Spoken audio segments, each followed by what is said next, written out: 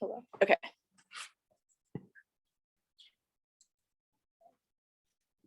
So diene, dienophile, and heat or catalyst. Oh my God. So for a diene to be able to react in Diels Alder, what configuration does it have to be in? S-cis or trans?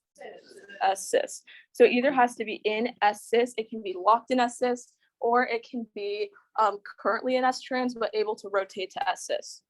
So S-cis or able to rotate. That's not rotate.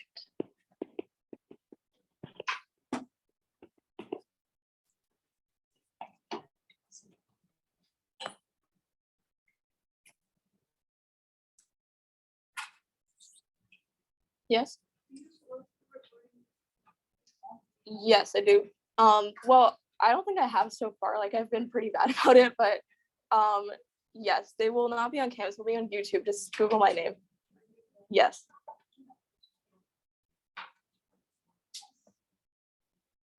So what are like functional groups, or like what's the kind of group that's going to make a diene more reactive in Diels Alder?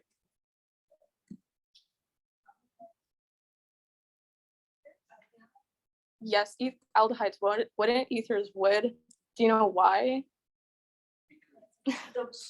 Yeah, because resonance. So through resonance, you're going to be donating electrons from an ether. So it's not like only ethers. In general, all electron donating groups make a diene more reactive. So the EDGs help the dienes.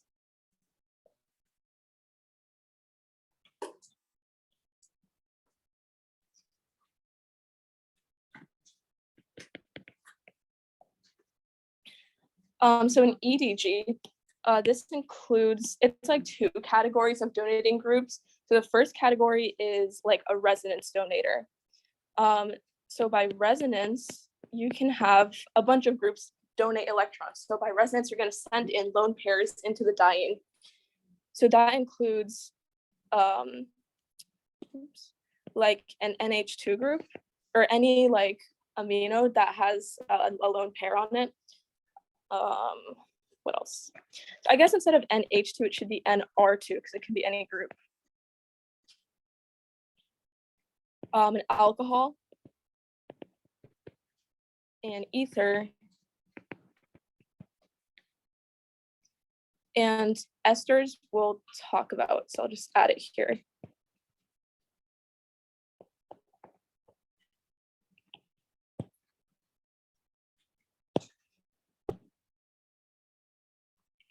So by resonance, groups like this are going to send in the lone pair like this into the diene, and it's going to increase the electron density. And this is good for dienes because I guess like technically in the reaction, the diene is the nucleophile, even though it's one step and like simultaneous, the diene is considered the nucleophile.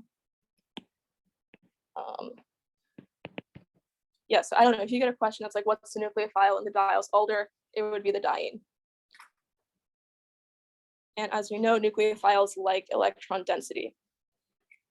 So the second category of electron donating group is induction. This is basically just hydrocarbon groups. So like a methyl or an ethyl, like, and so on and so forth, you get the idea. But the idea here is that the bigger the group is, the more electron density it's going to donate. So if you have like this massive terp-butyl isopropyl thing, that's going to donate a lot more density than this methyl is. So like a diene that had this attached to it would be more reactive than a diene that had this attached to it.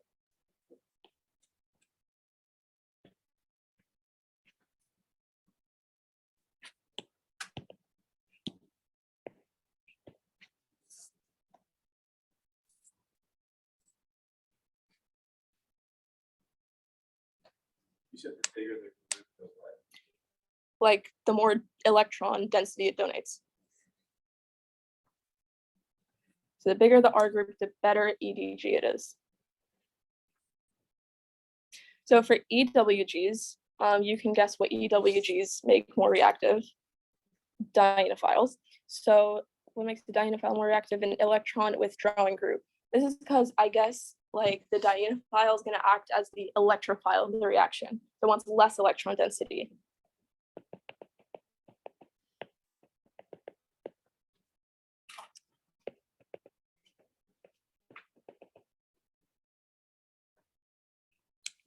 So an EWG is going to be something that has like a plus charge on it, or is electronegative, so like your halogens.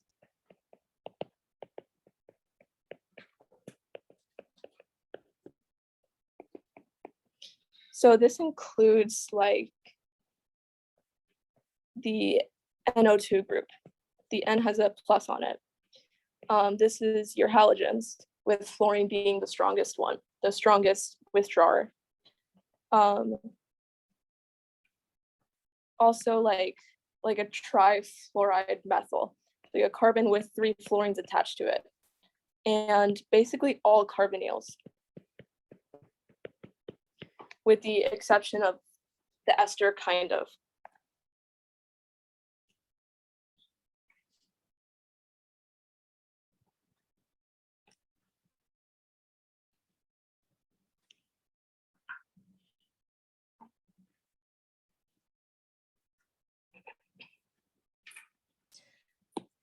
So the ester is, well, the ester and the amide technically, they're both kind of interesting because depending on which way it's attached, it can be both an EDG and EWG. So let's say we have a diene right here, and it has an ester attached to it.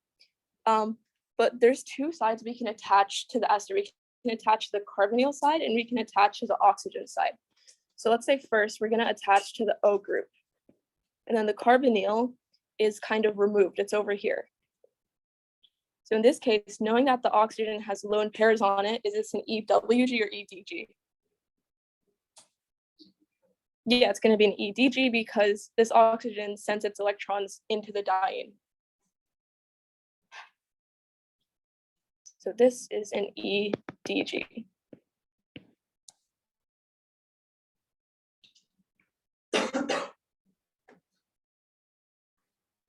So let's say we flipped it now and we attach directly to the carbonyl, not the oxygen.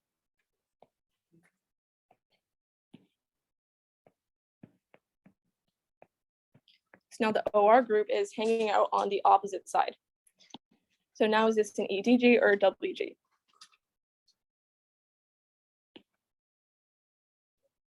Yeah, it's going to be an EWG. And this is the way like how all carbonyls take away density. So like if you have something like this with a double bond and then a carbonyl carbon right here, the double bond just goes up and like attacks the carbonyl. So you can see like that this pi electron, this pi bond is leaving the diene. So that's why the carbonyl withdraws the electrons. So in this case, if we attach the carbonyl side, it is an EWG. And the same with amides, but for amides, instead of an O, it's an N.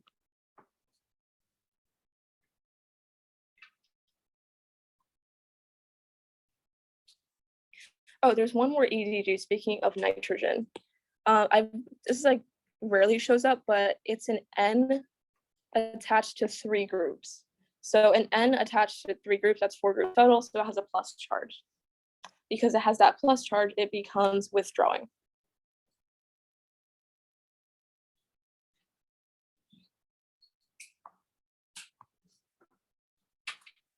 Sorry, I forgot one more. So for EWGs, you also have the nitrile. So the nitrile is CN, aka C triple bonded to an N.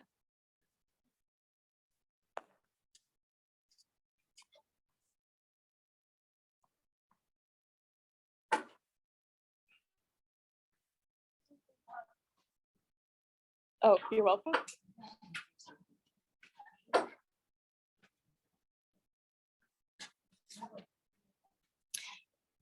So where was I? Okay, so knowing that EDGs are meant for dienes and EWGs are meant for dienophiles, we can identify these as each. So based on the groups it's attached to, is the first one diene or an O-file? yes, it's a phile because you have this C triple bond N group, the nitriles and EWG, and it's also not a diene, like it's just an ene. So yeah, it's just not a diene.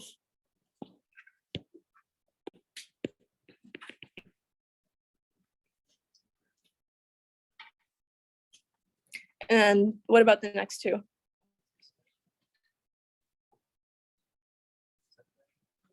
This one? Is it a diene?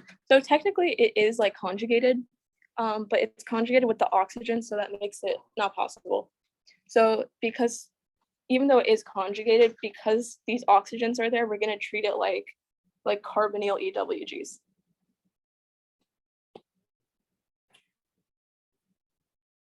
So for the second one, we have a bunch of carbonyls sticking out of one alkene. So we have a central alkene, and then we have an aldehyde on the top, and then a carboxylic acid on the bottom. And they're both attached from the carbonyl side, so they're EWGs. So those are EWGs, and there's also no diene in the molecule. Like there's no carbon-carbon conjugated diene like this, which is what we want. So because this is not there, and because you have the carbonyls, this is a phile.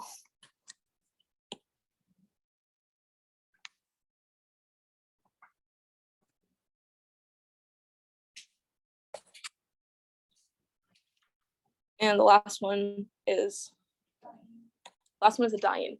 So it is currently an S trans, but we can rotate along the single bond right here and turn it into S cis, so it's no big deal. And then you also have this OH group that's going to help it as a diene because OH is electron donating.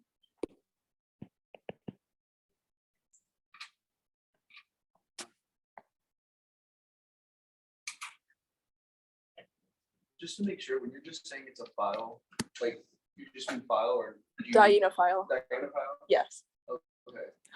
I just don't want to write it out. Because I said on the second one was Dienophile, but then you said. No. Yeah.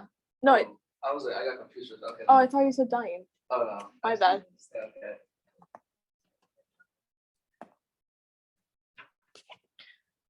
Okay. So for the next one, which of these three dienes can react in Diels Alder? And what is the requirement for a diene to react? Yeah. Yes, and why can't the last one react? Yeah. So the last one, all of these are S-cis, these are S-cis, and also if they were like rotated around the single bond to become S-trans, like they could rotate back really easily. So those are fine, they can react.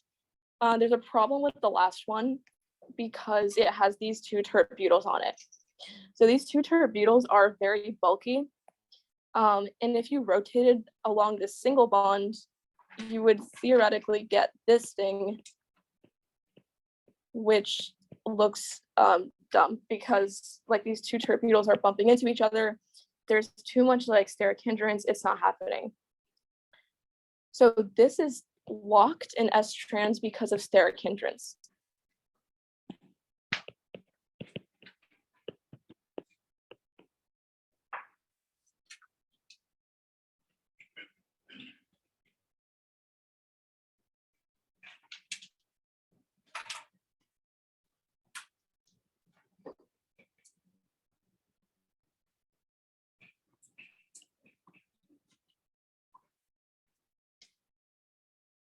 Okay, so we've established dienes versus dienophiles. Oh shoot, I forgot. So a diene, phile. A dienophile is usually like, not usually, it's always an isolated alkene like this. Like it's not a conjugated diene like the diene, obviously. It's just like a lone little alkene sitting in the middle, or it can also be an alkyne. So it can either be one double bond or like one unconjugated double bond or one triple bond.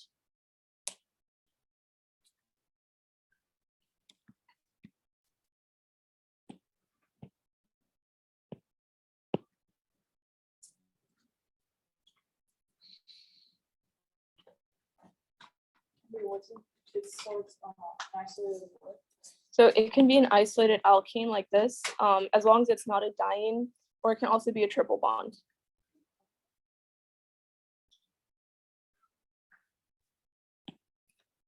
It could also be just like this, as long as you have an alkene somewhere, whether it's like on its own like this, or if it's part of like a triple bond, it's going to react as a dienophile.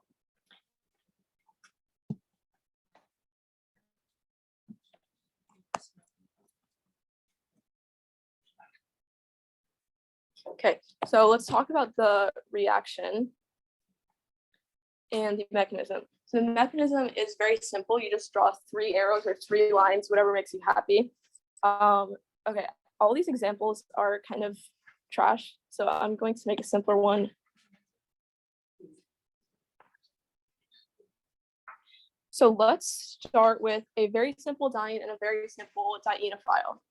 So let's make this our diene, and this is going to be our dienophile, and we're reacting it under heat.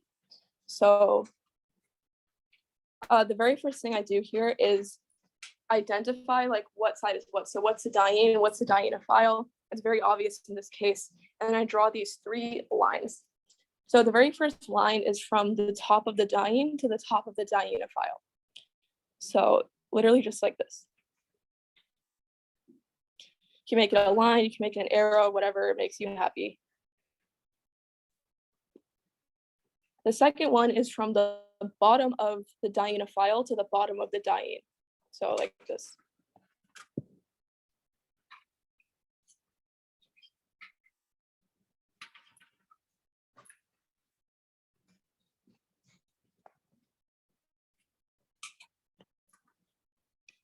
And the last one, I'm going to do resonance. Like I'm going to take this bottom diene and I'm just going to flip it up so that it's in the center now.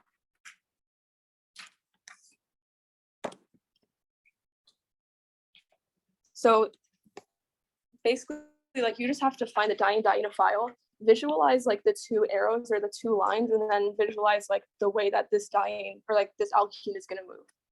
So our final product from this, I'm just going to turn like the arrows into new bonds. So I have the diene side. I have the very first arrow where we attacked the dienophile. And then I have the dienophile where it attacked the diene. And then I have that new double bond where I just moved it.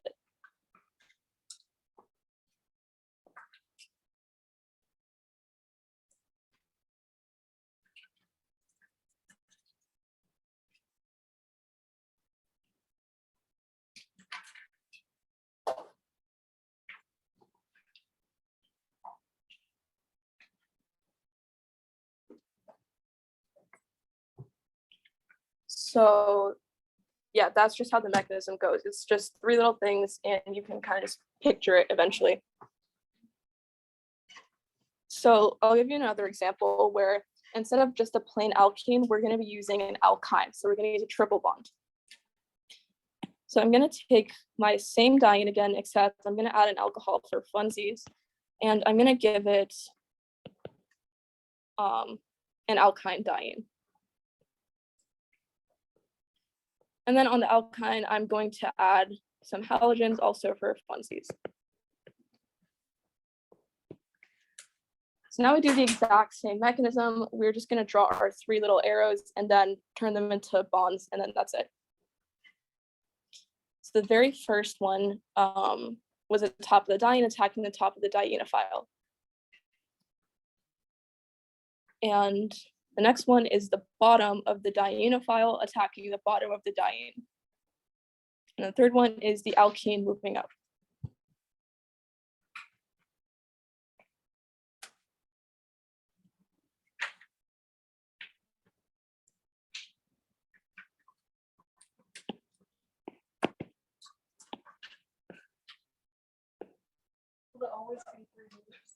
Yep, always this exact 3 arrows.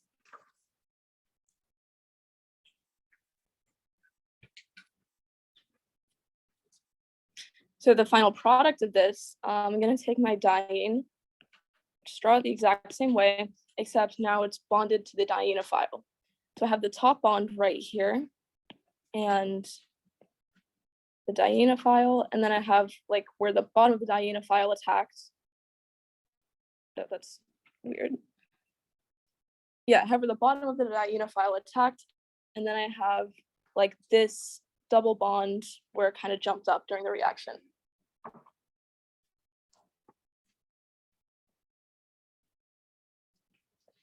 Oh shoot, I forgot these substituents. So on the dienophile, we had the chlorine and fluorine. So I'm just gonna draw the chlorine and fluorine sticking out. So it turned into a double bond. Yeah, so if your dienophile is an alkene like this, in the final product, it's gonna turn into a single bond. But if you're starting with an alkyne dienophile, it turns into a double bond in the end. The top double bond at the bottom there, next to the OH. This one, oh, it turned into the blue bond right here. Okay. You're kind of just like unfolding all the pi bonds and then gluing them to each other.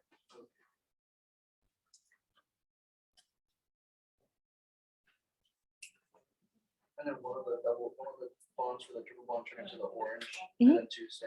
Yeah, that's it. Okay.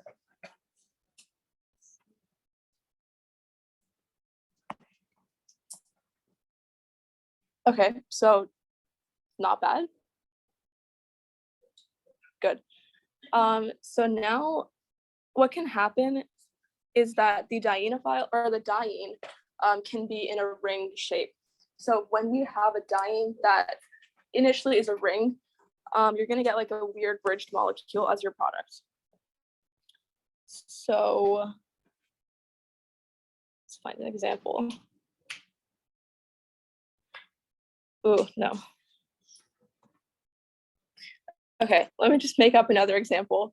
So let's say we had a pentagon diene, and we were reacting it with this bar of a dienophile again.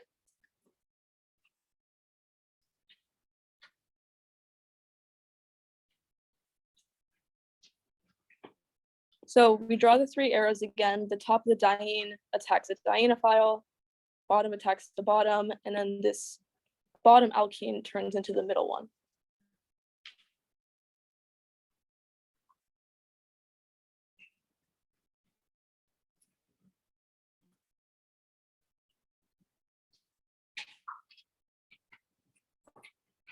So we could draw like a cute little hexagon as our final product, but we have this CH2 in the middle that's interrupting things. So we deal with this like part of the ring by turning it into a bridgehead. So what happens now in the final product is that this bridgehead gets like pushed up, and now you have a bridged ring.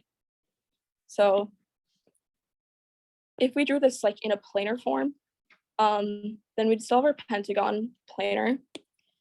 You'd have a new alkene in the middle, the top blue bond, the bottom orange bond, and then the dienophile. But this is a really awkward way to draw it. So we're going to draw it as a bridged bicyclic molecule. So this we're going to represent like this. So these carbons on the left, we're going to draw them in like perspective like that.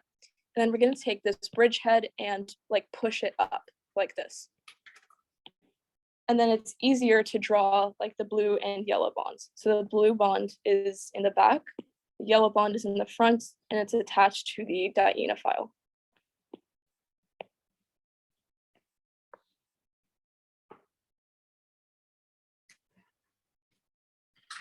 And this is going to be the perspective that like all of these, I guess, bridged reactions are going to be drawn in.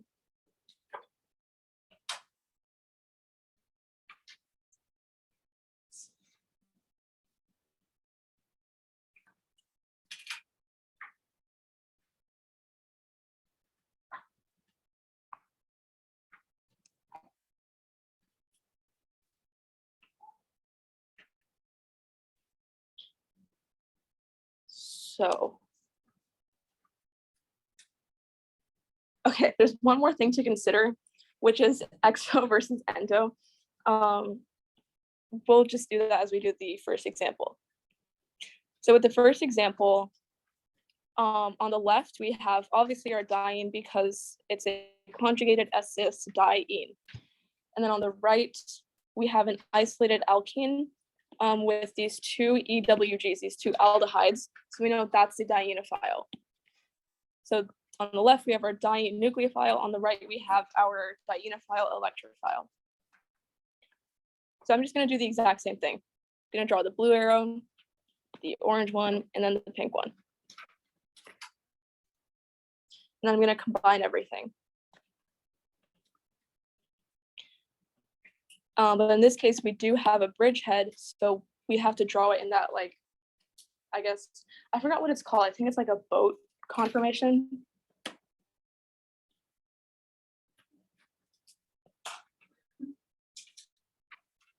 I draw my bridgehead, but it's attached to a methyl, so I'm going to add that. And then I draw the blue bond and the orange bond and the dienophile. So I'm not going to add the substituents yet.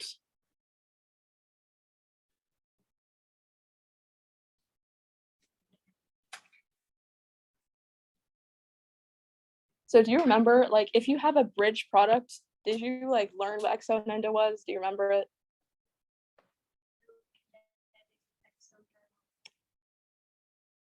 Yeah.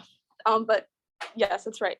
But for the actual products, basically we're just like looking at the orientation of the dienophile substituents compared to what's it called, the bridgehead. So we're looking at like how these substituents are facing relative to this bridgehead. Are they cis to the bridgehead or are they trans to the bridgehead? So, oh crap, I'm blanking. So yeah, this is the bridgehead, the thing that's sticking up. So basically, on the dienophile, if the substituent is pointing right, in the final product, it's going to be pointing up. So the top aldehyde, we can draw it as wedged. So if it's pointing away from the diene, it's going to be pointing up in the final product.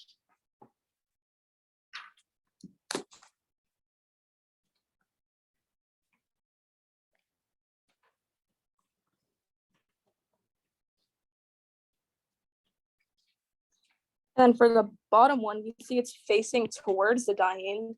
Whenever a substituent faces towards the diene, it's going to be pointing down. So we can draw the second aldehyde as dashed.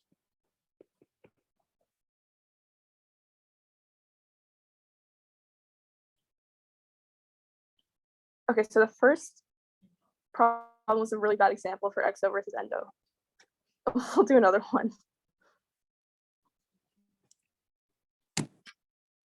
So your exo product is the more unstable product.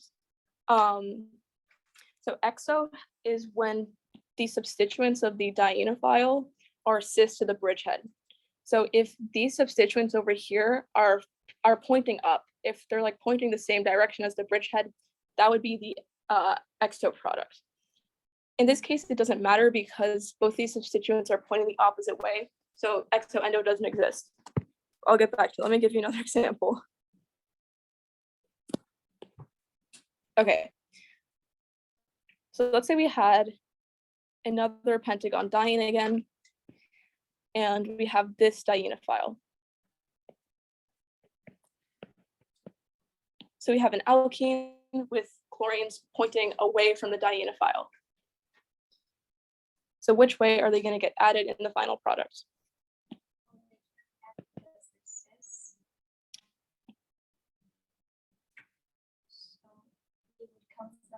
Top side? It can't react. No, it can't. Yeah, sorry. Yeah, They would both be up. they would both be up. So, okay, yeah. So we're just going to draw our arrows and then we're going to make our bridgehead.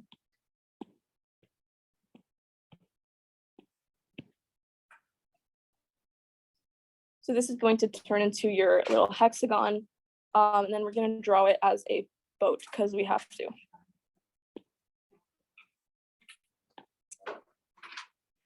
In this case, the two chlorines are pointing away from the diene. They're pointing to the right. which means they do get added up in the final product. It would be exo. Exo is cis. Then our final product, both of the chlorines are wedged and they're facing up. The bridgehead is also facing up. These are cis to each other. And because of like steric hindrance, this is unstable. So this is the exo product. This is unstable. We don't like it. So exo is when they're both cis substituents, and endo is when they're trans. Do you mean like the substituent cis to each other or cis? Yeah, those are the CLs are cis, so they'd be exo. Is that what you're saying? Okay, yeah. So here's the thing. So these substituents, like if they're the exact same thing, they have to be cis. If they're different substituents, the larger substituent should be trans. So let's say that this was like,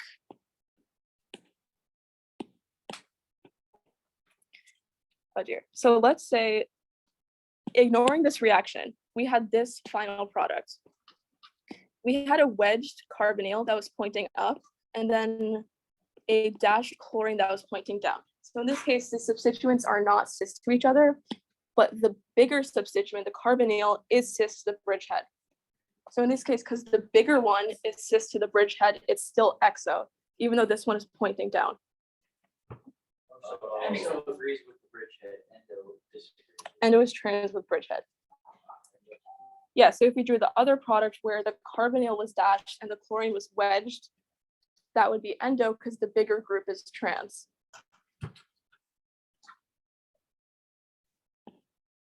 Oh, So then if it was, if the bridgehead was pointing up and it was cis pointing down, that would be endo, correct? if like the substituents are pointing down? Yeah. Yeah, So it's not cis or trans in terms of the two substituents. It's No. cis or trans with two different bridgehead. yes.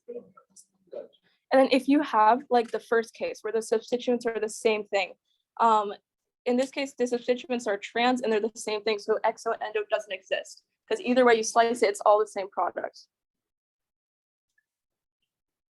Wait, can you say that last word again? Yeah, so in this case, like the substituents of the dienophile are the exact same and they're also trans. So either way you rotate the diene file, like you're gonna get this exact product. There's no way to get anything else. So exo endo is not a thing here.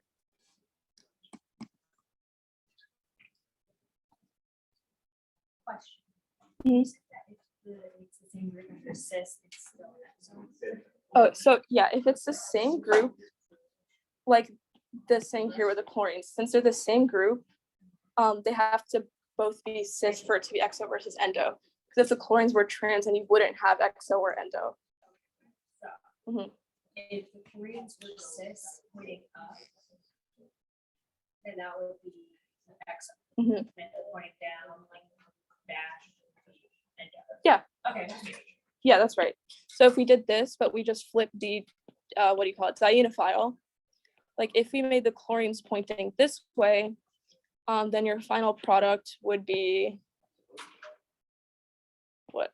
Your final product would be this bridged molecule with the chlorines pointing down. And since they're why is that wavy? And since the chlorines are pointing down, this is the endo product.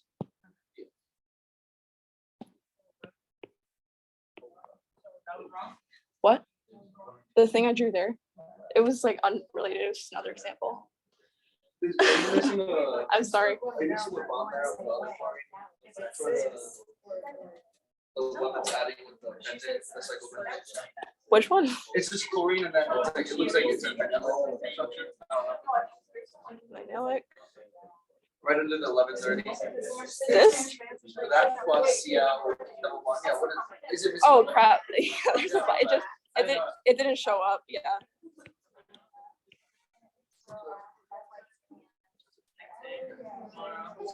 And then you said if those chlorines were trans, then it wouldn't matter.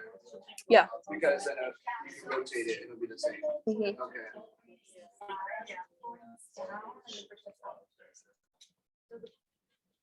All right.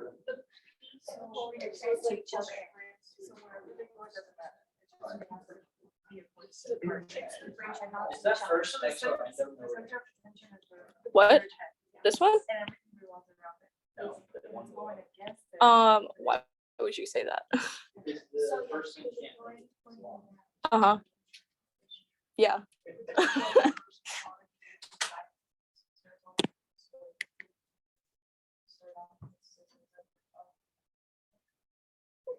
Okay, yeah, so that was very unorganized and messy. My apologies. I should have thought this handout out better, but I didn't. I'm sorry. Anyways. It's better than West. It's a low bar, okay. It's not that hard. Okay, so the second one we said Keep asking us, like which ones do you think, like, you need to get everyone's quiet? I don't know why he's still doing that, yeah. Yeah.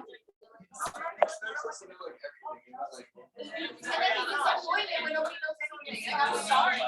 He needs to lower his expectations. No, like, look on his face, like, I always feel bad, but also like, I don't know. A word chart and you put these things into words. Huh? Like into words, like I need, Oh, the exo endo thing? I need some words, like, I don't know. Yeah, I'll give you your words. Words. Yeah. Right, words. Yeah, the third one. Everything from Mhm. coordination, all that stuff. If they're pointing up, is that the same as pointing left? Okay, so the third one is also a triple bond, which I haven't gone to. Yeah. But can you guess what's gonna happen with a triple bond? What? Can you guess what's gonna happen with a triple bond? So does exo and endo happen? Oh. Exactly. So if it's a double bond, you know, everything's sp2, everything's planar, no exo endo. We'll talk about that later. First, what was I doing? The words? I don't even know. Uh-huh. Yeah. So if the alkene, sorry, if the dienophile is an alkyne, no exo endo at all. It's not possible. Wait, say it again. If the dienophile is an alkyne, if it's a triple bond, there is no exo or endo. Okay. I'm glad you think that.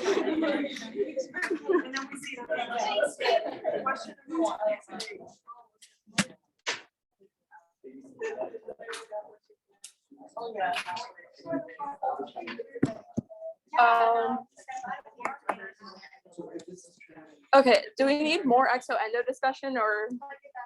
Okay, so let's talk more about exo versus endo. We got 2 minutes and I started like 8 minutes late, unless you have somewhere to be. Unless you have somewhere to be at 12:20 sharp, yeah.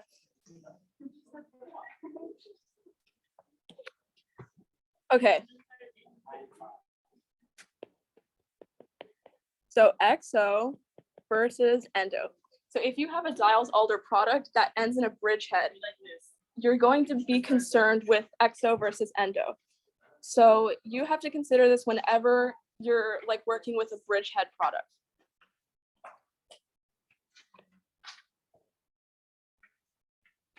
So for exo, let's say you have this diene, and let's say we're working with this dienophile.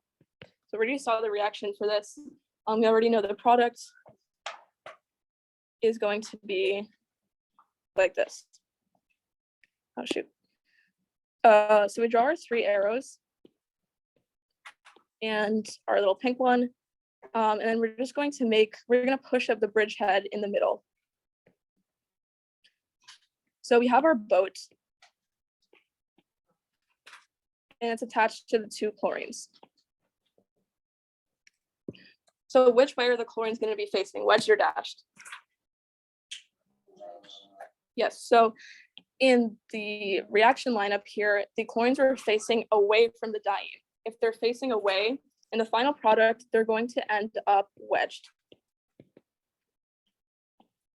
Them being wedged means that they're cis to the bridgehead. They're both pointing up, the pointy thing and the substituents. So in that case, if both things are pointing up, that's going to be exo. So exo is the more unstable product. And I think minor.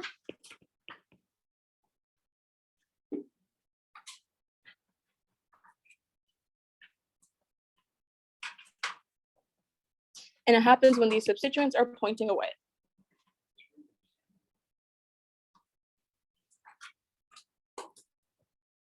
So let's say you don't have like a clean diunified like that. Let's say you don't have two substituents that are the exact same thing, both pointing in the same orientation. So let's say you have two different substituents. So instead of chlorines facing like that, let's say one is, let's say we have a nitrile. No, I'm gonna stick with a carbonyl. Let's say you have a ketone on the top side, and then let's say you have a bromine on the bottom. So this, no, bromine's pretty big. Okay, let's just say we have a methyl on the bottom to make this clearer. So on top, like this substituent is clearly bigger. It's a massive carbonyl. It takes up a lot of space. We don't like it. Then the bottom one is the methyl. It's very tiny. It's just 3 hydrogens. So in our final product, which one are we, like which substituent do we want to be trans? Yes. Oh, shoot, I forgot to make it trans. So let's say the methyl was also trans to make my point.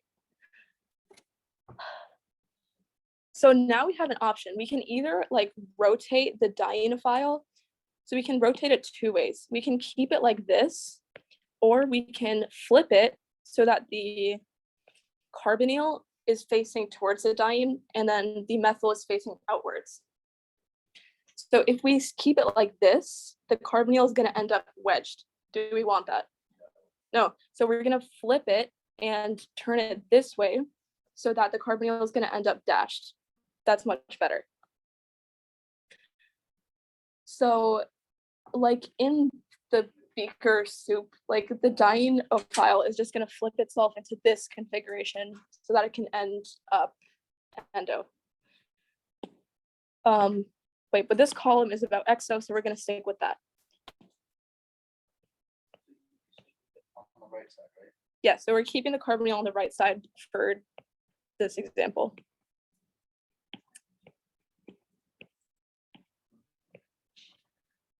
So the carbonyl, because we kept it on the right side, it ends up wedged.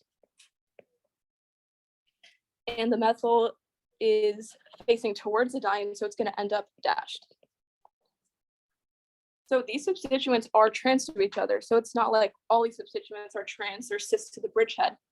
But the bigger one up here is cis to the bridgehead. So because the bigger one is cis, it's more unstable. So bigger substituent is cis.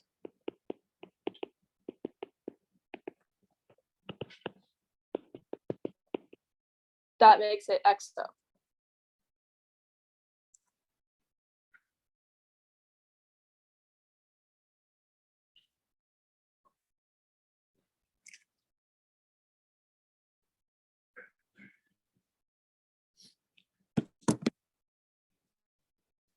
Wait, so if it's like pointing towards like the right, it would be wedge and then. Pointing left, it's dashed.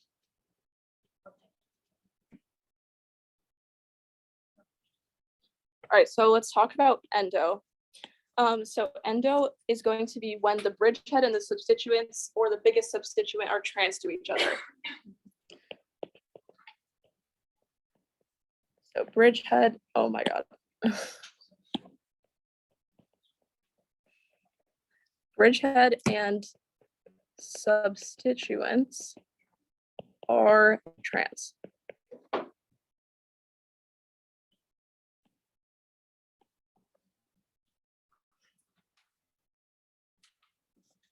So let's take this first example, except all we're gonna do with this is that we're just gonna flip the dienophile.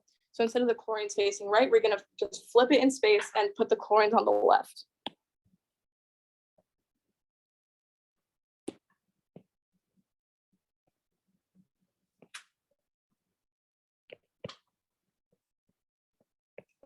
So now the chlorines are cis pointing towards the diene.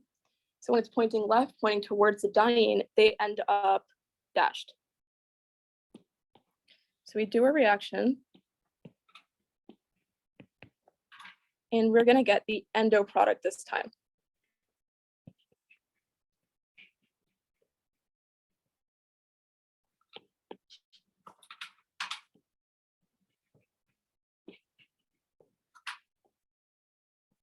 So both the chlorines are dash pointing down, which is the opposite of the bridgehead. So this is endo, this is more favorable and going to be the major product.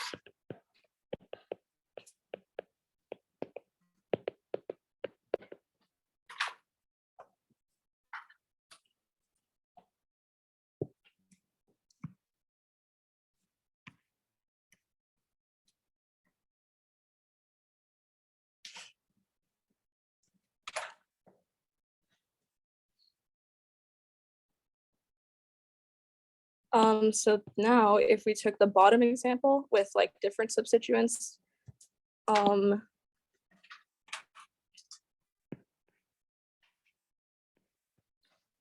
gonna put the bigger substituent as trans to the bridgehead. So this dienophile, instead of keeping it like this, where the carbonyl is facing out, I'm gonna flip it so now the carbonyl is facing left towards the diene, so that it's gonna add pointing down.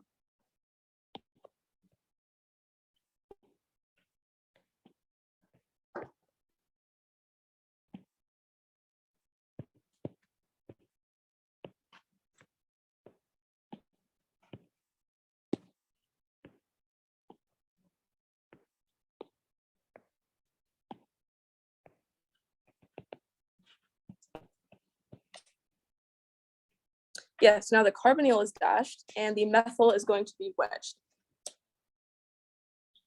So this is still endo because the biggest substituent is trans.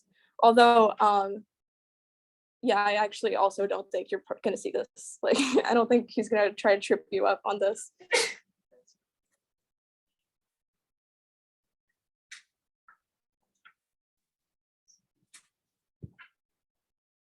Okay, so endo, trans, more stable, exo, cis, bad, minor. So that's basically it for that. Is there anything else that I forgot? Yeah, Can you put this on? Hmm? You wanna put this on, I will, yeah. like you promised? You're not gonna forget? I will not forget. If I forget, Like, please sticky note? spam me with emails. Okay, I got that. Yeah. Thank you so much.